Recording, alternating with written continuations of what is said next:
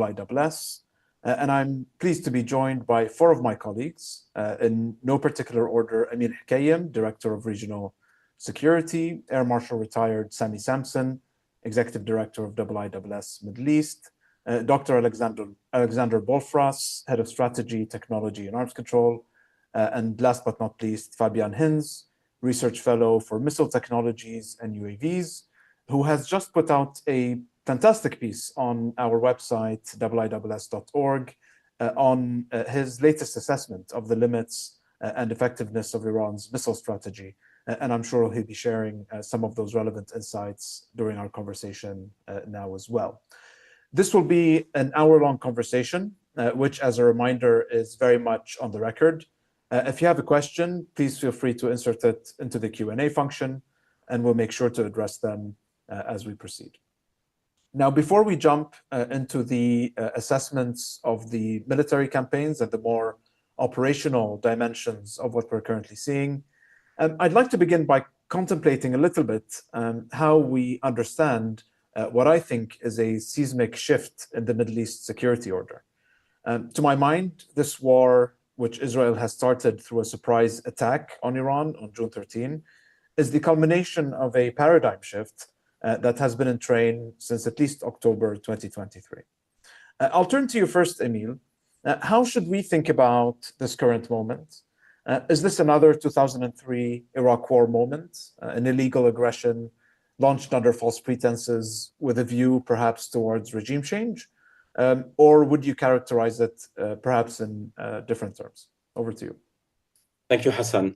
So all analogies are limited and self-serving, but since many proponents of this war tell us it's 1939 again, I think 2003 is perhaps a bit more appropriate given the context, but there are real differences.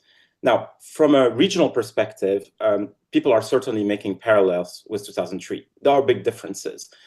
There is no ground invasion in the cards. The goal of regime change is still being debated at very senior levels. One can argue that the broad context of Iran having made threats, very significant ones, and taking action since 1979 means that this is a continuation in a broader conflict rather than a specific, an attack without context. Others would look at that and say, well, the broad context is the war that started since October 2023, with Israel itself being, a very aggressive player, trying to reshape the region, possibly committing ethnic cleansing in Gaza and so on. So that's the context. So the legal arguments will be hashed out, but the perspectives are very divided. Now, in the region, everyone expects exactly what you outlined, Hassan, that this is going to be a major shock to the regional balance of power. There's also a broad expectation that this is about regime change. We'll have to see whether that's exactly what the US and Israel pursue. The differences is that there's a broad understanding that the US and Israel will not own the problem. And that it's going to be pushed on other players, regional and others, to essentially manage the aftermath. But there's also a realization that one of the possible scenarios out there is a repeat of Iraq 91, 2003, where you have a strategy of containment, continuous Israeli-US strikes on Iran, a militarized or military regime in Tehran that emerges, in possible instability in Iran. But there's another aspect that people are noticing, which is in 2003, France and Germany, among Western powers, opposed the war. Whereas now, reading the G7 statement, there is broad endorsement of the war, not necessarily support, but on endorsement. So that's the broad context. Again, all analogies are limited and self-serving, but given some of the parallels that will inevitably be made, I think we need to keep that precedent in mind. Thank you. Yeah, thanks, Emir. It's interesting. I mean, you brought up the statements by the G7 and the initial French and German reactions that came out, and I couldn't help but notice the stark contrast between those positions and the positions we've seen in the region, which have been ones of universal condemnation. I mean, you look at the Saudi statement, keeping in mind that 20 years ago, the Saudis themselves were advocating for cutting the head of the snake, and now you actually see a Saudi statement that very clearly, in the strongest terms, condemns Israel's aggression as being blatantly illegal, refers to Iran as a brotherly Islamic nation, and then goes out of its way to make sure, in a gesture of goodwill, that Iranian pilgrims who are still in Saudi Arabia are comfortable and looked after. And so I think it's we've seen a stark shift in approach by the Arab Gulf states towards Iran. And I think the contrast between the European and Gulf reactions has been quite significant. And I think that is interesting for us to look at. Let's jump into into some of the military action here and how we see and assess this. And I might begin with you, Sami. How effective, in your assessment, has Israel's air campaign been so far? I mean, Israel has clearly established almost absolute freedom of action in Iranian skies. What does that mean for Israel's ability to control the tempo of the war? And what does that imply in terms of how this military campaign gets played out? Thank you, Hassan. Well, I think one characteristic of this air campaign is that Israel focused very specifically on the Iran campaign within the context of a write-down of forces, Hezbollah, Hamas, etc. Some time ago. They separated a planning team to conduct planning against Iran some time ago. So very focused. So the campaign conduct is as much a result of the way it has been planned and resourced as the actual execution itself. Everything was mission rehearsed. This is a deliberate campaign based around preemptive action, controlling the initiative, much different to operations against Hamas or Hezbollah, where they are very much reactive in nature. The battle space was prepared at first back in October with strikes on long-range air defenses and long-range surveillance capabilities. I would also argue that some of the strikes that Israel has taken out in Syria recently are actually linked to blinding, degrading Iran's ability to foresee and counteract and defend against air operations. I think it's markedly different in terms of an air campaign whereby almost the reverse of the campaigns against Hamas and Hezbollah, where this air campaign did not allow the leadership that needed to be targeted to go mobile. They were the very first targets. The pathway was cleared using all of the capabilities and rolling back Iran's defenses gradually so that the access was there. So decapitating and hitting at C2 whilst then sequencing fixed targets that could not go mobile, I think is a great success of this air campaign. The other aspect is the preparedness to configure and the configuration for what appears to be the long term.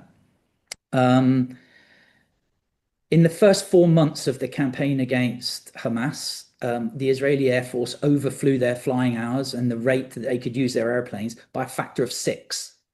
A lot of that flying was 10 minutes flying time away. Iran is 2 hours flying time each way, at least, without operating in the area. So I think it's particularly effective in the way that Israel has been able to conduct a campaign at range with efficiency, and that is because of the preparation of the aircraft. We've heard that F-35s have had bespoke modifications. We know that Israel only has somewhere in the region of 7 aged 40-plus-year-old air-to-air refuelers, which have limited capacity. Extended range fuel tanks, etc., on platforms. And then most specifically, the way they're using their weapons is markedly different to other campaigns. And I would say this is a success. When you're conducting a deliberate campaign, choosing the right aeroplane, having the choice of all of your aeroplanes, which Israel has generated. It's generated the space for F-35, F-15, and F-16. And not using a JDAM against a foot soldier, but using a JDAM against a JDAM target is a very effective, efficient way of managing a campaign. Operational weapons have been struck against operational targets. The most critical elements of the fixed targets have been struck first. That leaves them the rest of the target set available and at a fixed tempo to be struck. I think what we have not seen has been used very effectively as well in this air campaign. So the intelligence, surveillance, and reconnaissance aircraft, which are clearly have a degree of freedom of access as well, and clearly are able to really refine some of the target choices, target selection, and focus of effort. We cannot see the simulation. Israeli simulation will have taken them through every aspect of this. It's a very efficient way to prepare. What we can't see is the fact that the Israeli Air Force are well trained, they're hard flown, they're battle hardened, and they have bespoke equipment and technologies on their airplanes, which they are intimately familiar with. What we can't see is the amount of electronic warfare, the spoofing, the jamming, the deception, which will be enabling these operations. So the bit that we can see, I think, is very precise targeting. It's being done at a tempo of Israel's choice. They are creating the space and the freedom and the capacity to both hit deliberate targets and fixed targets, but also have the capacity to strike at fielded forces. The fielded forces that matter, the missiles, the ballistic missiles, the launchers, and some of the sites. So if we look at the very first day of operations, 200 plus fighter aircraft. Next day, pause, next day, maybe 100 plus fighter aircraft, according to Israeli statements. Now it is settled into a rhythm, 50, 60, 70 aircraft, 50, 60. That tells me that they are in control, that this is a very well prepared operation. The precision, as yet, broadly speaking, all the targets have been limited to military targets. There has been limited collateral damage, civilian casualties, when compared to the conduct of and the assessments in other theaters, and most importantly, that generating the freedom of action has allowed the political leadership to leverage their activities in the information campaign. Being able to make statements that tomorrow, my airplanes are going to be overhead Tehran. It sends a very, very powerful message. So I think this is sustainable. The way they are, and this campaign is being fought very efficiently. Israel can control consumption, can control weapons, and can control the tempo of their flying. And I think that is a huge advantage and a great success of the design of an air campaign. Yeah, I mean, you raised the interesting and I think important point that, in a sense, I mean, this has been strategically predictable, meaning that the Israelis have been talking about this for quite some time. President Trump has been clear that if Iran failed to agree to a nuclear deal, that there could be a military response. The regional actors seem to be aware of this. You remember the Saudis dispatched Defense Minister Prince Khalid bin Salman in April to Tehran to deliver a very clear message to Supreme Leader Ali Khamenei, saying, if you don't sign up to a deal with Trump, there really is this, real chance that that Israel will strike. So in a sense, I mean, the interesting thing here is that Israel was able to create tactical surprise with the timing and the, of this attack, even though there was a high degree of strategic predictability that the attack was coming. Just a quick follow-up question, Sami. And we've seen claims from Iran of having shot down multiple Israeli fighter aircraft. Have you seen any evidence to suggest that this may in fact be the case? There has been no evidence that that is the case. However, it is Netanyahu did make a statement saying that his hundreds of aircrew going at extreme risk, placing their lives on the line, exposed to Iranian action and risking their lives. And I think perhaps that's where some of these comments come from. If in every other campaign, and particularly an environment like this, a downed aircrew, dead or alive, the wreckage would be paraded and would be used in a counter-information warfare sense. There has been none of that. That is not control and discipline. That to me is clear evidence that it has not been the case.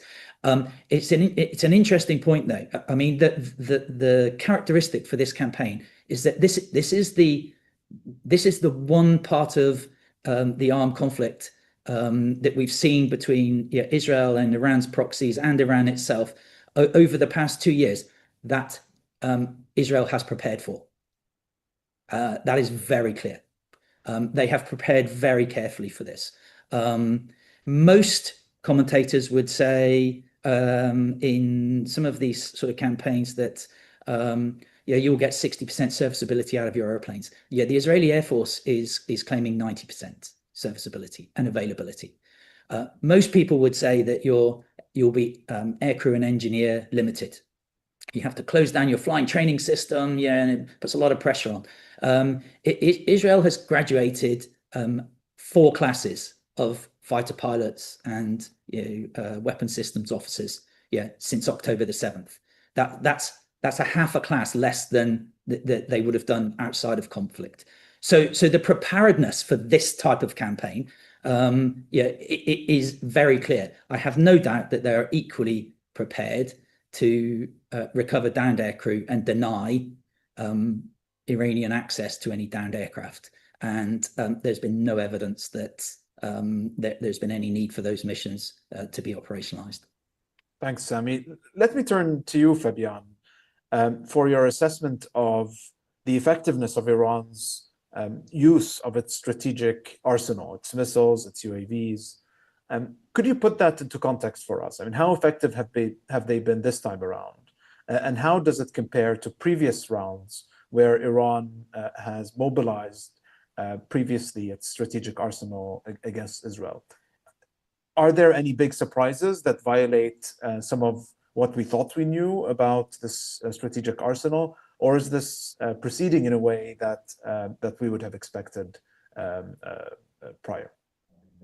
Yeah, most definitely. So I would start with saying that deterrence by punishment has always been the main pillar of Iran's defensive strategy. When it comes to defending the airspace, or you could call it deterrence by denial, that has become more important for Iran in recent years. They have, of course, purchased a few more capable Russian defensive systems that were mostly disabled or entirely disabled during Israel's strike last year. And they've invested quite a lot of money and a lot of effort into the development of locally produced, locally developed indigenous systems. But still, this idea that Iran would strike back heavily and deter any enemy action was always the core pillar. So because of that, it was already expected that Iran would retaliate with medium-range ballistic missile fire. And as Sami has pointed out from the very beginning of the Israeli air campaign, wider than air campaign, ground campaign, you could also say, when you talk about the sabotage long-range weaponry that was used, these systems were targeted. So we saw from the very beginning that Israel used UAVs smuggled into the country to take out air defense systems and ballistic missile launchers as well. potentially also used long-range anti-tank guided missiles to do that. And we saw attacks on Iran's major missile bases in the West early on. So usually in times of crisis, the mobile launchers swarm out, they get dispersed. But the missiles still tend to be stored in these underground bases. So that already put quite a bit of strain on the Iranian campaign. Then there was the disruption of C2. You had the commander of the IRGC Aerospace Force, that's basically the force that controls Iran's missile arsenal, being killed, as well as many of his senior advisors. And there were attacks against communication infrastructure as well. And again, as Sami has pointed out, there are probably many unseen aspects in terms of cyber, in terms of EW, etc., etc. So all of that seems to have had an impact. The initial attack wave, or two successful attack waves on the first day, compromised only around 150 ballistic missiles. That is quite noteworthy because if you look at the attack last October, it was around 200 missiles in 2 consecutive waves. So it stayed below that limit, even though it was actually the response to a much more significant event. And after that, we saw a gradual decline of numbers. Of course, it's going up and down a little, but basically every day we're seeing a few tens or a few dozens of missiles being fired by Iran. I think one thing that is really surprising here is, of course, the initial disruption, but also the Israeli ability to go after the mobile launchers. That is something that's tremendously difficult, especially when you're operating over a country that is pretty large geographically, that is far away, and that is operating disguised launchers. So basically Iranian ballistic missile launchers, most of them can be disguised as regular trucks, and detecting and destroying these, especially shortly before launch, is something that's quite impressive. The Israelis are saying that they're having tremendous success with this mode of operation, destroying potentially up to 40% of the launchers. So again, all of these factors probably contribute to Iran now firing less missiles than we would have originally expected. The big question here, of course, is how many missiles does Iran have left? How many launchers does it have left? That is a closely guarded secret. The Iranians always talked about thousands of missiles. CENTCOM once talked about 3,000 missiles back in 2022, but that would also be shorter range systems. The Israelis said 2,000 medium range ballistic missiles. How many of these are still available? We don't know. But I would say that is basically the big calculation for Iran now, having to estimate how long the war is going to take, how much they still have in their arsenal, how much of that will be destroyed over the coming days and potentially weeks, and then calculating how to fire, how to adjust the fire rate. There's a very interesting interview with Qasem Soleimani about the war 2006 in Lebanon, where he was talking about the very same calculation that Hezbollah had to do, basically saying if we want to emerge victorious, we have to fire missiles until the very last day. Because of that, we need an estimate of how long the war is going to take. It's a very difficult calculation. In terms of the effects in Israel, it's interesting to note that the number of casualties, both wounded and killed in Israel, is significantly higher than what we saw in 2024, despite these barrages being pretty large. And I would argue that there are different potential reasons for that. The first is Iranian target selection. So in 2024, they heavily focused on remote military targets. They appear, at least that's what they're saying, they appear to be still striking these targets, but there have also been strikes against targets in urban population centers. Of course, there the chances of hitting something are much larger, even if the accuracy of your missiles is not that great. It wasn't that great back in 2024. Whether that was because of Israeli countermeasures or the limited quality of Iranian missiles, we don't know, potentially both. But now we're seeing these strikes taking place against urban targets as well. There might have been a reallocation of defensive systems on the Israeli side. So basically saying we have a limited amount of interceptors. We need to protect our strategic assets first. So all of these are factors that could have contributed to that rise in casualties. And of course, here the big question is also what are the numbers of interceptor missiles on the Israeli side? The Israelis are using some systems like David Sling that haven't been used against this class of missile before, so they might have a bit of more arsenal depth, but still the question remains how many interceptors, Arrow 2, Arrow 3, do they have in their arsenal? They're getting support from the US, so that has been confirmed. So the US THAAD batteries in Israel are intercepting missiles, US Navy vessels are intercepting missiles, but then again, Navy vessels also have limited arsenal depth. But I would say overall, the situation for the Iranians is not easy. They do not have a lot of options. The one thing I would, however, add to complete this short overview is that these shorter range systems that would be used against US forces or energy infrastructure in the Gulf are very distinct capability from the medium range ballistic missiles. So they use different launchers, they're different missiles, they're also stationed in different bases. So that arsenal still is, we could call it untapped. Of course, there are a few factors that impact the operation of both of these systems. Disruption of C2, for example, is something that would affect both of these capabilities. But still, there is a lot of potential with shorter range ballistic missiles to cause disruption. And they have anti-ship missile capabilities as well that could cause quite a lot of trouble for commercial shipping, but would also be a challenge for the US Navy operating in the region. But then again, do they want to use these systems actively with all geopolitical risk involved? That's an entirely different question. So that's basically my outlook. Finally, I would perhaps say that when you look at the wider Iranian strategy, it's probably already a failure of that strategy when you see these missiles being used. So these medium-range ballistic missile capabilities were always there for deterring an attack against Iran in the first place, particularly against the nuclear program. And the fact that they have to use them already shows that some major pillars of the Iranian defensive strategy have been weakened and are not functioning the way they imagined them to function at the moment. So here's a follow-up question to you, Fabian, and thank you very much for that extensive overview. I mean, in a sense, there are parallels with some of Israel's previous military operations against Iran's regional partners in the region. Now, and Sami, shed light on some of the distinctions and the differences, for example, with the Israeli playbook on Hezbollah. But there are also parallels in the sense that, you have a clear decapitation strike against the leadership. Back in Lebanon and Iran now, you've clearly seen an Israeli systematic effort to take out launchers, which are essentially choke points for your missile capabilities and so on. Why, and this is a question coming from one of the members of the audience, why does Iran seem to have been so ill-prepared?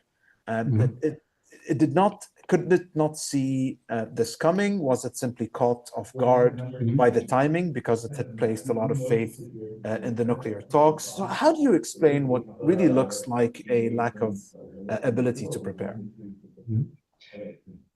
So I would say Iran did not have a lot of good options. It's interesting because now sometimes you hear the opinion that Iran was too hesitant in replying to Israeli actions in the region. But then I remember when they launched the first large barrage back in April, everyone was surprised by that kind of reaction. People thought, okay, that diplomatic facility in Syria got struck. They're going to do something by Hezbollah. No one expected Iran to launch a major barrage. So they did quite a lot of very aggressive counteraction after the Israelis struck them in Lebanon and Syria. I would say the Iranian strategy had one basic problem, and that was that their capabilities only could do limited damage. So no one ever expected, also not the Iranians, that Iran's or Hezbollah rocket program, the arsenal would be able to really militarily defeat Israel and destroy Israel's military capabilities to the point where Israel has to surrender or is being captured. That was always a ludicrous idea. I think everyone knew that they could only do limited damage, but they trusted that this limited damage, this cost that they could impose on Israel would be enough to deter aggression. And I think for a long time that actually was true. I think the most interesting example in this case is Hezbollah. When you think about the late 2010s, the early 2020s, there were some conflicts between Israel and Hezbollah. Israel issued some threats, but in the end, you had a deterrence relationship, despite minor hiccups, mostly held. And despite no major change in capabilities, it completely collapsed in 2024. So I think the issue here was really that after October 7th, Israel went into a new mode of action, that it was simply willing and that its leadership was willing to take certain measures and was willing to endure the costs. This idea that ballistic missiles landing in the center of Tel Aviv, that won't deter you anymore. Then the whole equation changes. And I think this is something that Iran was not prepared for. And that Iran, basically the whole deterrence equation was built on the idea that you could deter Israel with these relatively limited actions. And once that was not the case anymore, a major foundation for that equation was removed. And I think you can actually see that the Iranian strategy in other areas is still working, or it was working until recently. If you look at Houthi attacks against civilian shippings, again, here, very limited costs are enough to deter certain action, like passing through the Red Sea. You don't have to sink every single ship. You don't have to defeat the US Navy. You just have to hit a ship every few days or every few weeks, and it's enough. But against Israel, it just didn't work anymore.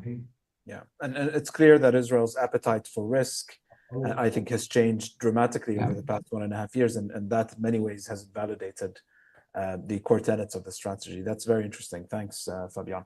Now I'll turn to a topic that has been already the subject of multiple questions from our audience members, which is obviously the status of Iran's nuclear program. I'll turn to you, Alex. You've been tracking developments there quite closely. In your assessment, how much damage has Iran's nuclear program sustained so far? And then perhaps looking ahead, it's difficult to anticipate what the end state of that program will look like on the other end of this war. But under a few scenarios that you think are probable, how quickly would Iran be able to rebuild its nuclear program? Yeah, thanks. Really good question. So there are, of course, many different aspects to the Iranian nuclear program that have caused international concern for their weapons potential. So I'll talk through each of those dimensions and then share a big picture assessment after. So the real focus of the Israeli campaign has been Iran's uranium enrichment infrastructure, as well as the ability to turn that uranium either into reactor fuel, which is what the Iranians claim it's for, or for nuclear warhead, which is what the Israelis claim it's for. But that's in the early days of the air campaign. Those were the main targets at Natanz, Isfahan, and so forth. But of course, the really big piece remains at Fordo still, and this has been in the headlines quite a bit. It's a deeply buried facility and that has a lot of the advanced Iranian enrichment capability there still in place.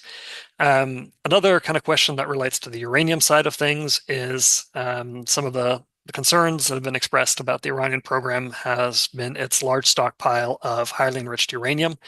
That's been enriched up to 60%, which arithmetic aside is really just around the corner from 90%. That's kind of a quirk about how enrichment works. So there's a large stockpile there, enough for a handful of nuclear weapons, theoretically. And it's unclear where this material is at the moment. Israeli intelligence has claimed that they know exactly where it is, but at this point, the International Atomic Energy Agency certainly has lost track of it and has lost visibility into it. So that's kind of a big mystery at the moment. A new dimension opened up overnight. Israel struck at the Arak reactor, which is a nuclear energy producing reactor that has been under construction, so it was not operational. And the concern there is that were the reactor to come online and to produce plutonium, that in the long run, that plutonium could also find its use in a nuclear warhead. But it's important to emphasize here that that step requires the separation of plutonium from the spent fuel out of a reactor, which is not something that the Iranians are believed to have. So that was a much longer term nuclear capability that appears to have been damaged. The biggest mystery surrounds the Iranian ability to turn uranium into a nuclear warhead. That's something that has been subject of dispute for a long time. There's an interesting article in The Economist that came out this morning that purports to describe the contents of the Israeli intelligence assessment that has been shared with various Israeli-friendly governments, and that suggests that that there's a new separate effort underway on weaponization, on creating a nuclear warhead capability, and that the people who were involved were those who were involved with the weaponization effort leading up to 2003. And those are the same people who have been targeted for assassination by the Israelis in the opening hours of this conflict.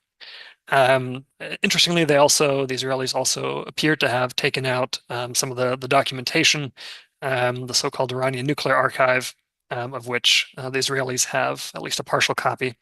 So they're really trying to systematically go through and eliminate the raw materials that would be needed for a nuclear weapon in the form of the uranium infrastructure, the intellectual ability in the form of scientists and engineers, as well as things like test results from previous experiments, things like that, and also focusing on the longer term capability to produce plutonium.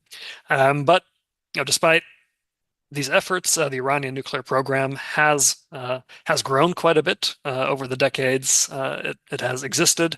It is a pretty sizable and distributed capability.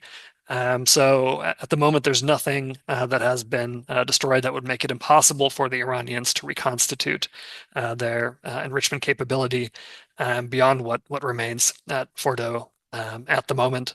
And so there are, of course, timelines being bandied about how many days, weeks, months, or years Iran has been set back. The real question there is what are we measuring that against? What would be the objective for the Iranians to get back to? So under one scenario, if they really wanted to withdraw from the NPT and produce a primitive nuclear device, they could probably do that in a matter of months, pending further Israeli action. If they really tried to build back a large national nuclear program, the way that they've been working on, that ostensibly is for peaceful nuclear energy purposes, that of course would be a matter of months, if not years.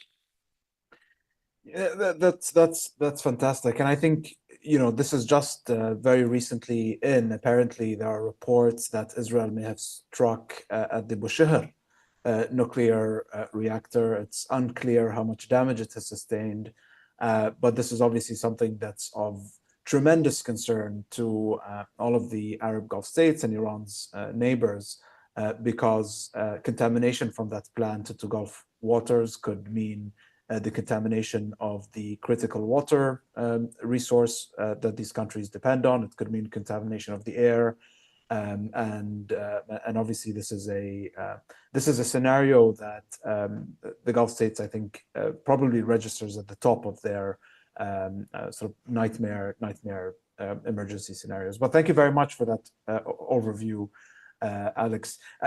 Sami, Alex mentioned Fordo, which I think is very much the talk of the hour. One question that's on my mind, and that is on the mind of several of our audience members, is: does Israel really need US help to take out Fordo, or would it be able to do so on its own? Could you unpack that for us? Yeah, thanks, Hassan. I think there are two key indicators which I would use, and data points which I would say that it would indicate that Israel does not have the capability to take out Fordo, and then there's a couple of practical needs. So in the strike against Nasrallah in Beirut, the Israeli Air Force used somewhere between 60 and 80 weapons, to get deep enough under the building, through the building, down to where Nasrallah was. The weapons they used were 2,000-pound class weapons, and they're bunker busters. Very sophisticated. So there is absolutely no doubt that they're modeling. I know, having spoken to them, that they use civil engineers to understand intimately the construction of facilities. Still required multiple strikes, and that's maybe 10-15 meters below. That tells them what they can do with what they have available. The aircrew were very proficient. The planning was absolutely spot on. But that number of weapons to go, potentially, somewhere between 10 and 15% of the distance underground, tells me that, they now understand what would be required with the tools they have available. Of course, what that would also require, if you were to scale that up, would be the fact that an awful lot of aeroplanes would need to be in this, being in the same place which is predictable for an awful long time. So there's a risk level associated with that. With Nasrallah, that was an operation with surprise. This does not have surprise. And whilst the risk appetite it has changed potentially within the Israeli government, putting that many people over a site with no certainty of an outcome does somewhat elevate the risk levels to a level which potentially are unacceptable. The second thing is that when they did those strikes, there was a lot of analysis, because when you have to put multiple bombs into the same hole, you don't just need the bomb to go bang, you need the components to survive. The deeper you go, the more damage there's likely to be to fuses, etc. The Israelis have been focusing on that. I've spoken to people who are in the Israeli research and development center saying, what can we do to help these bombs survive deeper impacts? They have not cracked the code on that one yet. The second data point that I would put out is Operation Many Ways. So if you remember back in September 2024, the Israeli Shaldag commando unit, special forces, went into an Iranian underground missile factory and complex in Syria. It took 120 commandos, 3 hours of operations to only overcome 30 Syrian guards, to get into an underground facility. So whilst there is talk of commando raids onto facilities, once again, if you look at scaling that up, that to me says that this would be an incredibly high risk mission if you were to do something on the ground. So the question really is, would the US weapons and the 30,000 pound class GBU 57s, would they be able to survive and penetrate the facility? I'm pretty certain people will have good knowledge of that. When you think of Fordo, it started off as an overground facility. We know intimately what the construction is above the facility that is now underground. So the ability to kind of model and to engineer, I think, it is available, will be available to the Israelis. There is absolutely no chance they have the weapons, nor the platforms that could carry heavier class weapons to do this at the moment. The big question is, does the modeling say that the US weapon GBU 57 could do the same thing? My sense is that it would take multiple strikes, and the more strikes you conduct, the less predictable you're into more and more unknown territory. And so the question is for me is if the US could do a strike, if it could be struck, if the Israelis couldn't and somebody else could,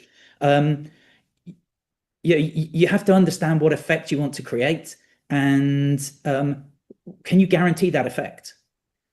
Because it would be pretty disastrous from a strategic communications perspective if you put 400 Israeli airplanes over the top of Fordo, or you put the might of the US over the top of Fordo, and it survived. How do you handle that? Yeah. Well, thank you very much for that, Sami. So let's zoom out here and look at the sort of the regional and international dimensions of this conflict. Emil, you track Iran's networks of influence very closely. I mean, to what extent have Iran's regional allies, the PMF or PMU, Hezbollah, the Houthis, to what extent have these groups mobilized in favor of Iran? And even if they were to mobilize, are they truly capable of lending meaningful support to Tehran at this juncture? Thanks, Hassan. I think we need to put the Houthis in a different box altogether, because from their perspective, they have a good thing running. And Fabian, who also tracks this, will be able to tell us if there is a qualitative shift. But in a way, at present, the Houthis are continuing to do what they've done. and I think with an eye on what's happening in the Gulf region. Will Iran now suddenly prioritize the Strait of Hormuz? Is there an ability to obstruct, harass maritime traffic there, impose a cost on the global economy, compel the Gulf states to take one action or another? But let me just turn to first to Hezbollah, which was supposed to be the instrument of deterrence and punishment. Hezbollah was built for a scenario like this one, except that Hezbollah essentially is no longer a strategic actor because of how it was defanged in previous rounds of conflict. It's important to understand that unless there is other evidence, Hezbollah and Iran were surprised by October 7 and were behind the curve all along. Hezbollah in particular, was entangled in a war of ever-increasing intensity of attrition that essentially gave Israel total advantage because it had intelligence dominance, as we saw with the pager attacks and the targeting of Nasrallah and so on, and total air superiority in Lebanon. It's much closer. Lebanon is much closer than Iran, for instance. So the Israelis were. This was a war that Israel knew how to fight and had prepared to fight since 2006. I think the problem for Hezbollah is that it got involved into the wrong kind of war from its perspective. It was struggling with it. It lost its top echelon of military commanders, within a year and a half. And then, 10 days before he was killed, Hassan Nasrallah goes on television and tries to convince people that he knows what Israel's risk appetite is, that Hezbollah is firmly on the escalation ladder, and then bam, 10 days later he's killed, and within a month Hezbollah is essentially defeated as a strategic player. So today the question is, if Hezbollah jumps into the fight, to do what? It is already internally has lost massive credibility. It is significantly struggling on the political level. Most others in Lebanon, including many in its own community, just don't see why. If you're going to fight and you have no prospect of winning, so is that suicide, essentially?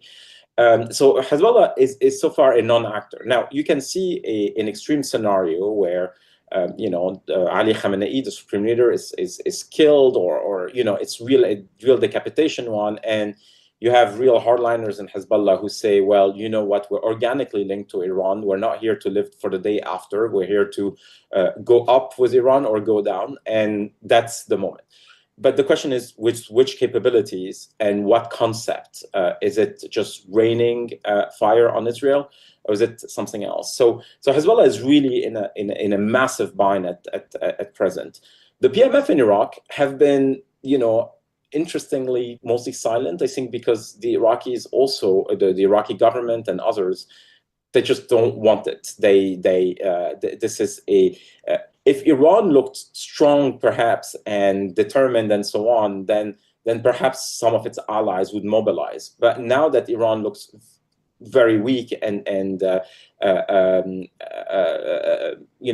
not being on top of things, essentially, if you are in Iraq, so what's the point? To shoot at American bases? Perhaps there'll be some of that, but it won't be a strategic effort. It won't be an effort that distracts from the main event.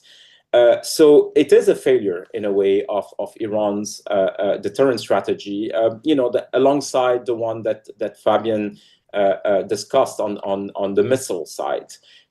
It was simply not supposed to be that way because Iran and its allies had prepared for a very different kind of war, except that you never fight the war you want to fight. You fight the war that's just in front of you.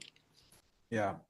I mean, you mentioned the Houthis as being in somewhat of a different category of their own. And the Houthis have been interesting here. I mean, Netanyahu claimed that the reason why he entered this conflict was because they had intelligence that Iran was about to provide the Houthis with nuclear weapons or capabilities.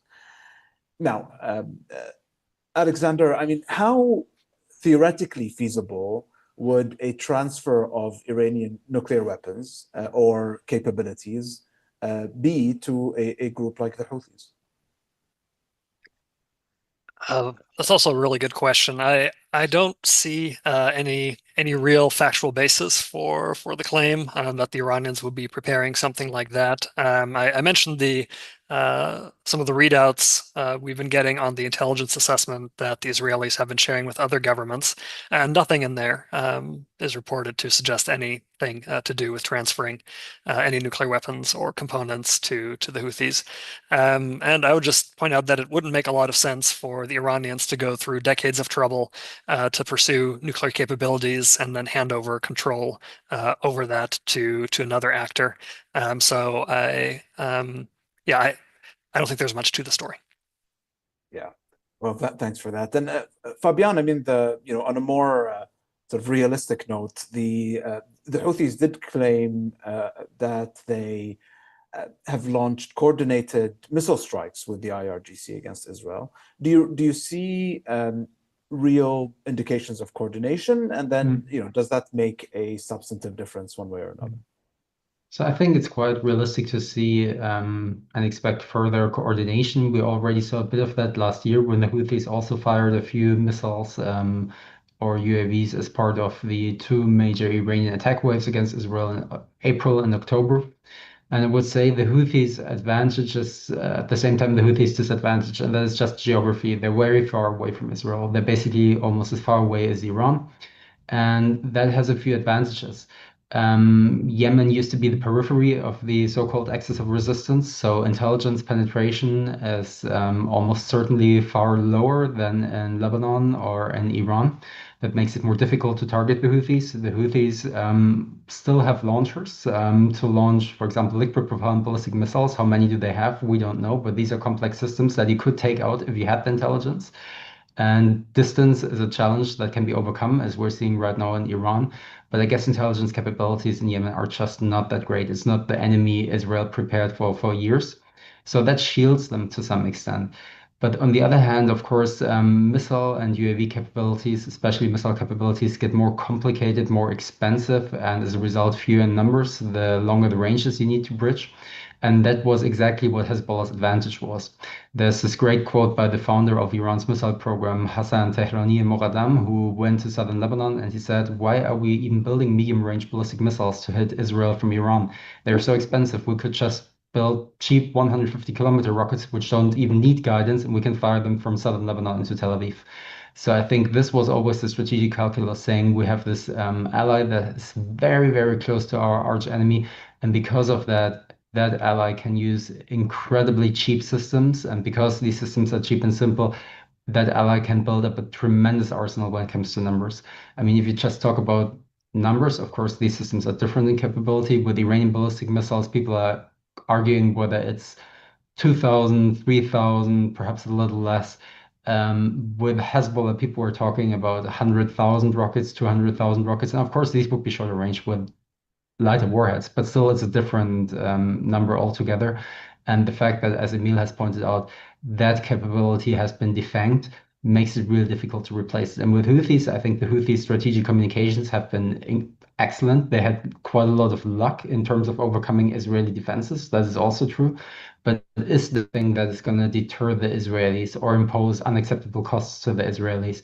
That's something I just don't see. And I don't see the potential for building a Houthi capability to an extent that would actually make that possible. Because then in the end, whether you ship the missile to Yemen or you fire it from Iran, yeah, having different attack vectors is nice, but it's not a significant difference, I would say. So here's a question from our audience for whoever would take it. I mean, is there anything that the Russians and the Chinese could do for Iran at this stage, be it diplomatically or militarily? Have we seen indications that either of them have tried to resupply Iran in any way? And diplomatically, we've seen quite a bit of activity from President Vladimir Putin over the past 48 hours. But do you think that there's anything really the Russians or Chinese could do at this stage for Iran?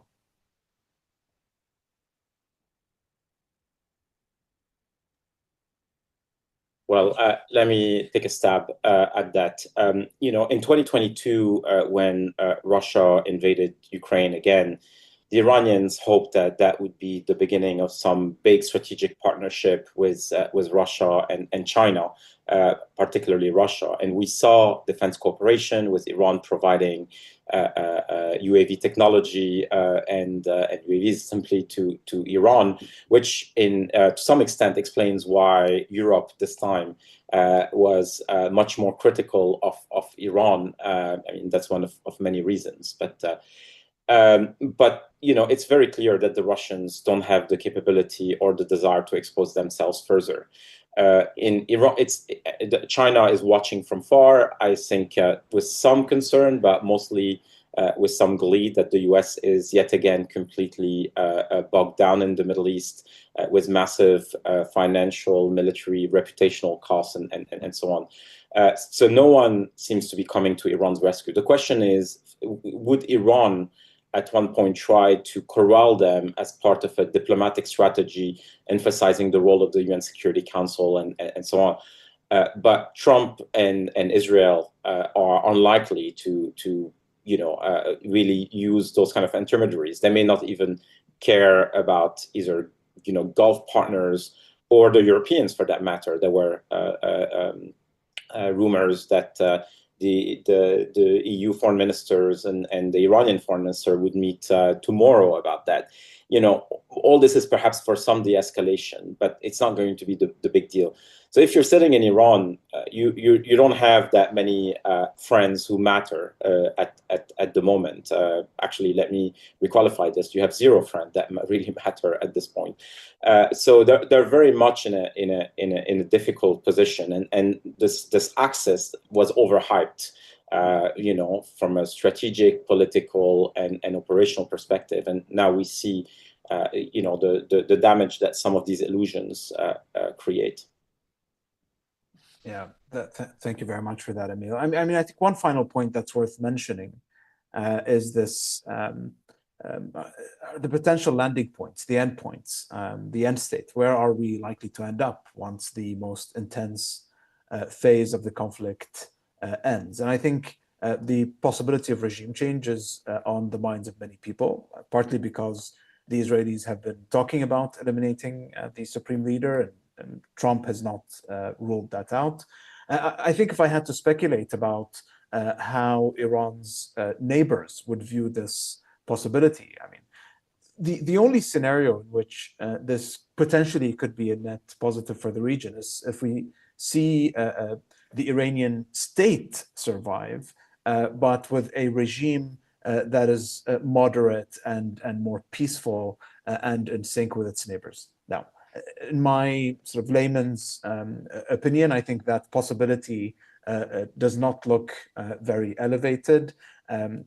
I think the real possible scenarios that we're looking at is if in case we were to see regime collapse, a more militant, radical alternative could take its place. I mean, the IRGC is the most organized and potent force in the country. And then there's no telling how much value those elements and that successor would place, say, for example, on the improvement in diplomatic relations that Iran and its Arab Gulf neighbors have achieved in recent years. There's also the equally worrying possibility of fracture and chaos within Iran.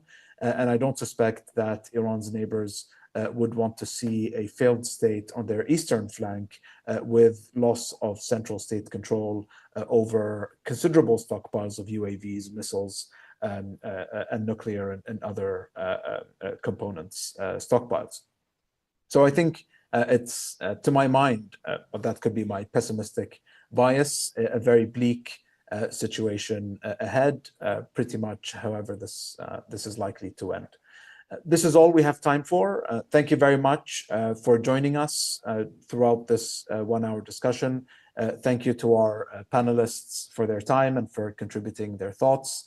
Stay tuned. We have a number of pieces and further analysis coming your way as we continue to monitor this situation.